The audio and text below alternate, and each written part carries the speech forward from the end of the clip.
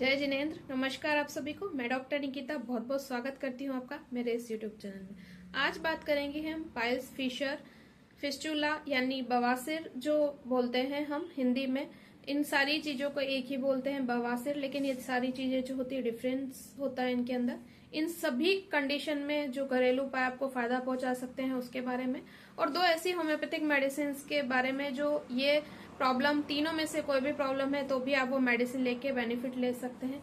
जो piles, Fisher और fistula के केस हैं, अधिकतर लोग समझ नहीं पाते हैं कि तीनों में से आखिर प्रॉब्लम क्या है और उसको सिर्फ एक ही नाम दे देते हैं बवासीर, जो कि सही नहीं है। तो तीनों का डिफरेंस पता होना जरूरी है, तभी आप सही रिजल्ट पा सकेंगे सही ट्रीटमेंट के साथ। तो वीडियो इसी के बारे में है कि क्या घरेलू उपाय अपना सकते हैं, ये तीनों में आप कैसे डिफरेंस करें, और होम्योपैथिक मेडिसिन से आप कैसे मदद ले सकते हैं इस तरह की जो प्रॉब्लम है उससे पूरी तरह से छुटकारा पाने में। तो शुरू करते हैं, वीडियो को पूरा देखिएगा ताकि आप इसका पूरा लाभ ले सके। वीडियो को स्टार्ट करने से पहले रिक्वेस्ट है कि अगर चैनल पे नए हैं तो पहली बार मेरा वीडियो देख रहे हैं तो चैनल को जरूर सब्सक्राइब कीजिएगा और बेल आइकन पर जरूर क्लिक कीजिएगा ताकि आगे आने वाले वीडियोस के आपको नोटिफिकेशंस मिल सके और आप मेरे चैनल का लाभ ले सके, मेरे वीडियोस का लाभ ले सके। तो चलिए आगे बढ़ते हैं।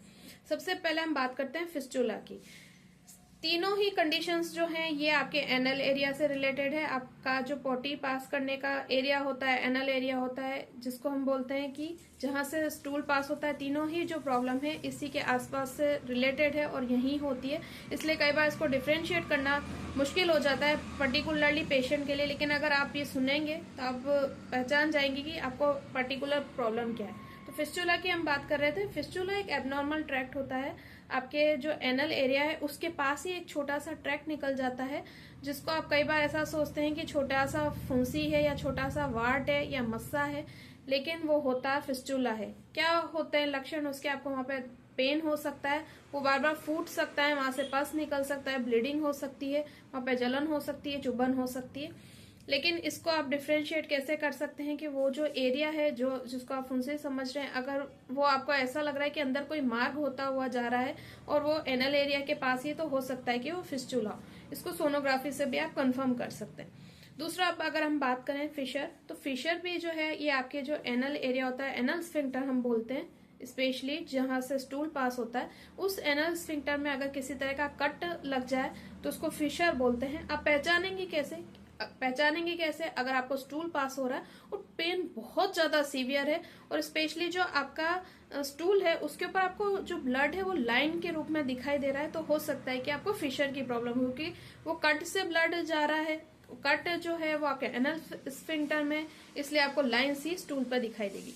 अब तीसरा जो मोस्ट कॉमन हम बात करेंगे पाइल्स, जिसको बहुत ज्यादा प्रॉब्लम होती है, अधिकतर पाइल्स की प्रॉब्लम सबसे ज्यादा होती है, तो उसके बारे में। तो पाइल्स कैसे पहचानते हैं? पाइल्स में आपको जब आप एरिया एग्जामिन करते हैं, यहाँ पे टच करते हैं, तो आपको फूला हुआ सा महसूस हो सकता है। बाहर अगर महसूस होता है तो वो एक्सटर्नल पाइल्स है, और अंदर है तो वो इंटरनल पाइल्स है। तो आप कैसे पहचानेंगे? अगर आपको जो फूला हुआ एरिया है उससे ब्लीडिंग हो रही है तो इंटरनल पाइल्स की प्रॉब्लम हो सकती है आपको, और बाहर आपको फूला हुआ एरिया है उसमें पेन बहुत ज्यादा है तो एक्सटर्नल पाइल्स हो सकते हैं। क्योंकि इंटरनल पाइल्स में क्या होता है, ब्लीडिंग ज्यादा होती है, पेन ज्यादा नहीं होता है, और एक्सटर्नल पाइल्स में अधिकतर पेन बहुत ज्यादा होता है, ब्लीडिंग होती भी है तो बहुत कम होती है, और वो आपको बाहर ही दिखाई दे जाते हैं, या आप जब एरिया को टच करते हैं तो आपको फील हो जाता है कि बाहर कुछ नॉर्मल नहीं है। ठीक है, ये पाइल्स हो गया। अब अगर हम बात करें कि इसके कारण क्या होते हैं, पाइल्स, फिशर, फिस्टुला के सबके कारण एक ही हैं या आपस में रिलेटेड डिजीज है। कई बार क्या होता है, आपको पहले पाइल्स होता है और धीरे धीरे वो फिशर में भी डेवलप हो जाता है, और कभी कभी क्या होता है, पहले फिशर आता है और फिर पाइल्स भी आ जाता है, और कभी कभी क्या होता है, ये सारी चीज में से कोई दोनों में से एक चीज होती है और उसके बाद फिस्टुला आ जाता है। तो सारे के कारण लगभग सेम ही है, इसीलिए मैंने ये वीडियो बनाया है ताकि सारे के कारण आप जान लें और उसके हिसाब से ऐसा उपाय करें कि चाहे आपको तीनों में से कोई भी प्रॉब्लम है तो विद मेडिसिन या विदाउट मेडिसिन ये उपाय जो है आपके कब्ज को भी हटा दे और ये तीनों जो प्रॉब्लम है उसमें भी काफी राहत है। तो हम बात कर रहे थे कारणों की। अगर आप फास्ट फूड बहुत ज्यादा खाते हैं, मसालेदार खाना आपका बहुत ज्यादा होता है, तो हो सकता है कि आपको इस तरह की प्रॉब्लम हो जाए, क्योंकि फास्ट फूड जो होता है उसके अंदर स्पेशली मैदे से बनी हुई जो चीजें होती है उसके अंदर क्या होता है कि ज्यादा फाइबर नहीं होता है, जिसकी वजह से आपको कब्ज बनी रह सकती है। और मैदा जो होता है एक सीमेंट की तरह आपके आंतों में चिपक जाता है, जिससे क्या होता है कि आपके आंतों में बहुत ज्यादा गंदगी जमा होने लग जाती है। और ये आंतों में जब ये चिपका रहता है मल और बाहर पास नहीं हो पाता है, पूरा रोज आपका क्लियर नहीं होता है, तो ये कहीं ना कहीं कड़क रूप ले लेता है। और जब ये कब्ज होकर बाद में आपको पास होने लगता है तो ये मल्टीपल प्रॉब्लम्स आपको हो जाती है। उसके अलावा अगर अनियमित जीवन शैली आप जीते हैं, आपके लीवर अगर वीक है, अगर आपका डाइजेस्टिव सिस्टम जो है वो प्रॉपर वर्क नहीं कर रहा है, बासी खाना अगर आप खाते हैं यानी कि स्टेल फूड, कल का खाना, आप बचा हुआ खाना आप अगर खा लेते हैं, तो भी हो सकता है कि आपको पाइल्स फिशर की प्रॉब्लम हो जाए। मेन कारण जो है वो कब्ज है इनकी।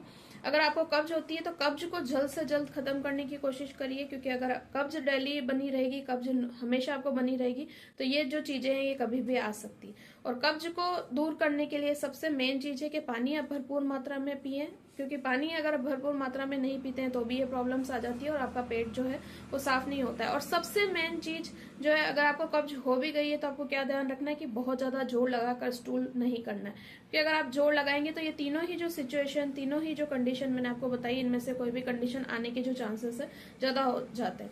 हेरिडिटरी भी कॉज रहते हैं, जिनको के पेरेंट्स को है या ब्लड रिलेटिव को है, तो वहां भी इस तरह की कंडीशन देखने को मिल सकती है। अब बात करते हैं लक्षण आपको क्या दिखाई देते हैं। लक्षण में सबसे मेन लक्षण तो यही है, दर्द, जलन, चुभन आपको बनी रह सकती है, घंटों बनी रह सकती है, कम बनी रह सकती है, किसी किसी को ब्लीडिंग हो सकती है। इसके अलावा अगर आपका जो एरिया है वहां पे पेन ज्यादा है तो आपको कंजेशन भी फील हो सकता है, भारीपन भी महसूस हो सकता है। इसके अलावा ब्लीडिंग, जैसा कि मैंने बताया, पाइल्स में जो ब्लीडिंग होगी वो इंटरनल पाइल्स से होगी अधिकतर। एक्सटर्नल पाइल्स से अगर ब्लीडिंग होती भी तो 1 या 2 बूंद होती है। फिशर से ब्लीडिंग होती है तो कैसी होती है मैं बता चुकी हूँ। अगर फिस्टुला है तो पस का डिस्चार्ज भी हो सकता है।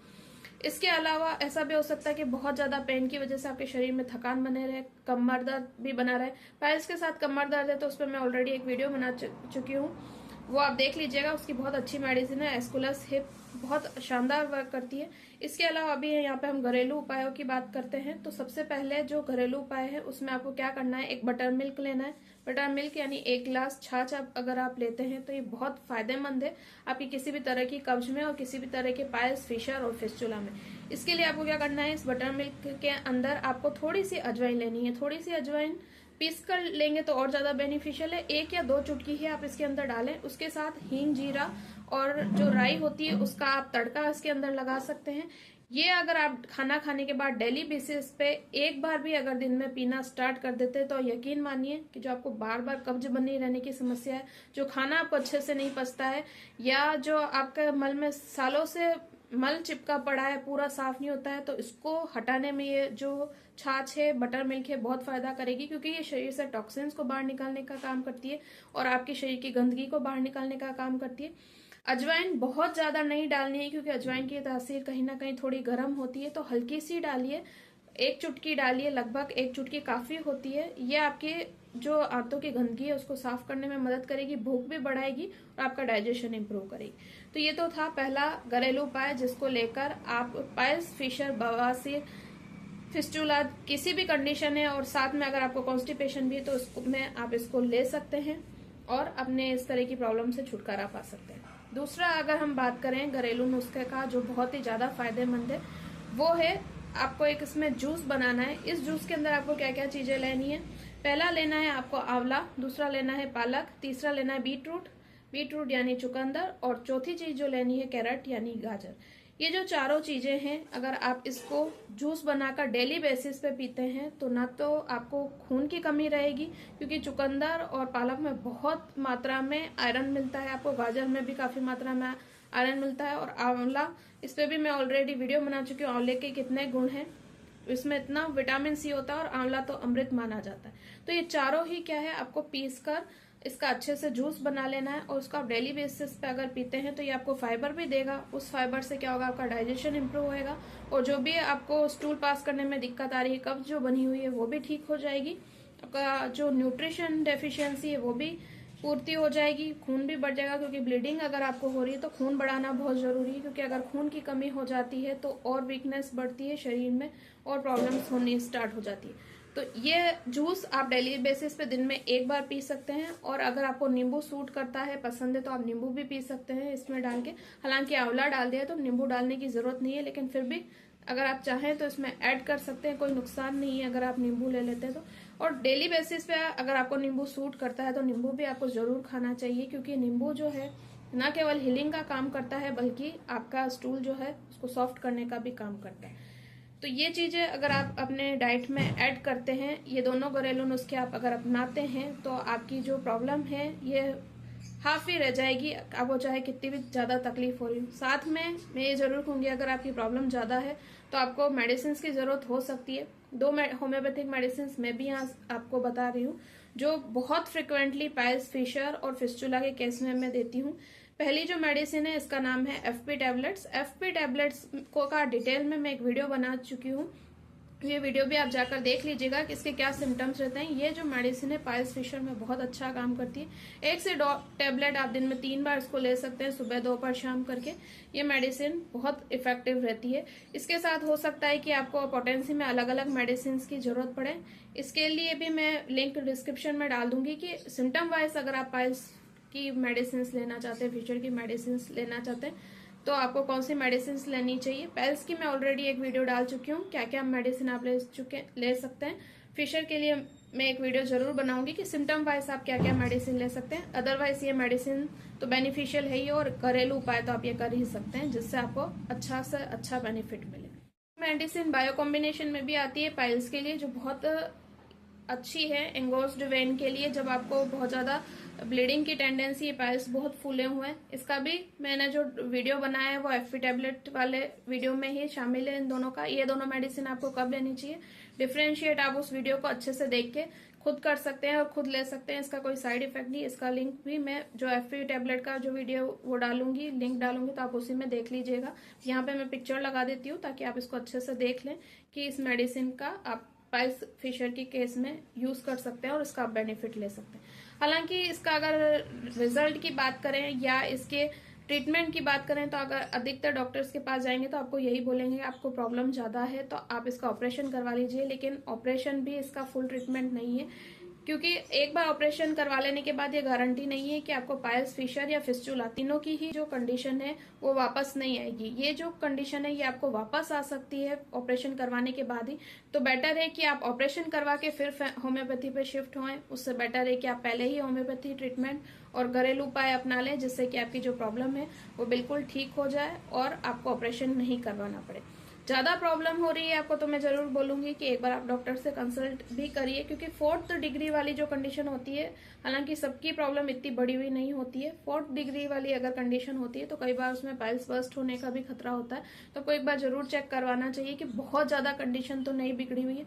और बहुत ज्यादा कंडीशन बिगड़ी हुई है, आपको डॉक्टर्स बोलते हैं कि आपका ऑपरेशन करवाना पड़ेगा, तो आप उनसे ग्रेड जरूर पूछिए कि हमारे जो पाइल्स है वो किस ग्रेड के हैं और कहीं इमरजेंसी की कंडीशन तो नहीं है, क्योंकि नुकसान किसी भी हालत में नहीं होना चाहिए। अगर इमरजेंसी की कंडीशन है तो उसमें हो सकता है कि आपको ऑपरेशन कराना पड़े। अदरवाइज अगर ग्रेड 1 या 2 तक की अगर आपको प्रॉब्लम है तो इसमें 99.9% आपको ऑपरेशन की जरूरत नहीं पड़ती है। मेडिसिन से, घरेलू उपायों से ही ये जो प्रॉब्लम है ये ठीक हो जाती है। बशर्ते आप जो इलाज कर रहे हैं वो अपने सिम्टम वाइज कर रहे हैं, आपको सूट करने वाला कर रहे हैं या नहीं कर रहे हैं, तो उसमें आपको राय जरूर लेनी चाहिए, लेकिन ये प्रॉब्लम जो है वो ठीक की जा सकती है। तो यही था वीडियो पाइल्स, फिशर और फिस्टुला के बारे में कि आपको क्या सावधानियां रखनी चाहिए, क्या चीजें नहीं खानी चाहिए, क्या चीजें खानी चाहिए जिससे कि आपको फायदा हो, और क्या मेन बातें हैं, क्या होम्योपैथिक मेडिसिन आप ले सकते हैं। वीडियो कैसा लगा मुझे जरूर बताइएगा। लाइक, शेयर, कमेंट करना ना भूलिएगा। कोई क्वेरी आपको हो, आपकी कमेंट बॉक्स में कमेंट करके आप मुझसे पूछ सकते हैं। किसी टॉपिक पे वीडियो चाहिए तो आप मुझसे शेयर कर सकते हैं, मैं पूरा ट्राई करूंगी इस टॉपिक पे वीडियो बनाने का। Thank you for watching. जय हिंद, जय भारत, वंदे मातरम।